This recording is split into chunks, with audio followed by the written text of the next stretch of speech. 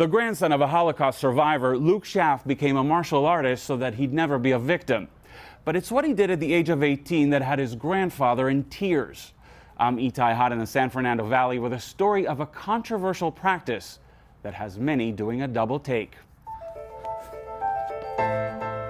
Every day for the last 15 years, Luke Schaff has been going to his neighborhood gym with one goal in mind: transforming himself into the ultimate fighting machine. That's it.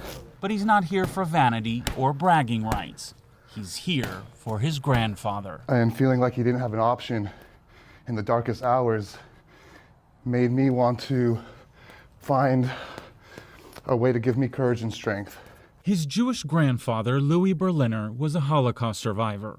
After the Nazis murdered his entire family, Louis was sent to Auschwitz, where incoming prisoners were tattooed with a serial number.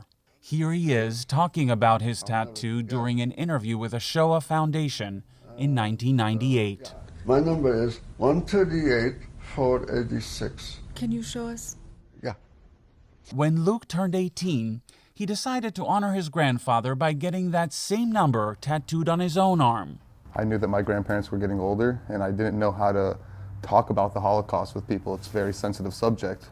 So I figured if I had the numbers tattooed on me, it would give an opportunity for someone who I didn't know to ask me what those numbers were. Luke is one of a handful of descendants of Auschwitz survivors who have taken on the controversial step of memorializing one of history's darkest moments on their own body. The practice, which has been gaining momentum in both Israel and the U.S., has been criticized for reappropriating a Nazi symbol meant to dehumanize its victims.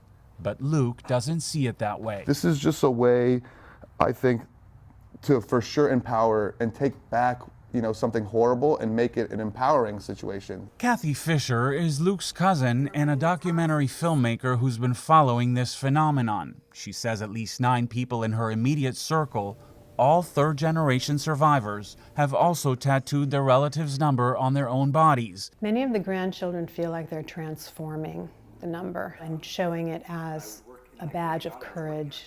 Louis passed in 2009, but not before he and his wife, also a survivor, gave Luke their blessing. They both cried and they touched it as if it was some sort of monument. Now Luke hopes his tattoo will prompt even more conversations about the horrors of the Holocaust and serve as a permanent reminder of his grandfather's bravery.